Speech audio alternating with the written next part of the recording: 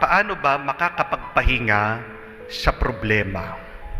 How can we rest from our problems?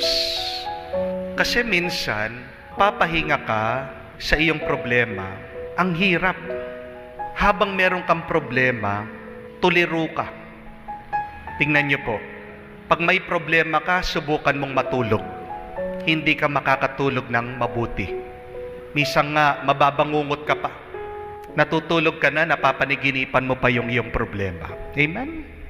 At pagkagising mo, pagod na pagod ka. Ang sakit-sakit ng iyong katawan. That is what we call fatigue. Kung paano mo iniwan yung problema, natulog ka, nandun pa rin yung problema. Yung iba, para makapagpahinga daw, manonood ng TV, manonood sa internet, manonood ng sine. Pero pag meron kang problema,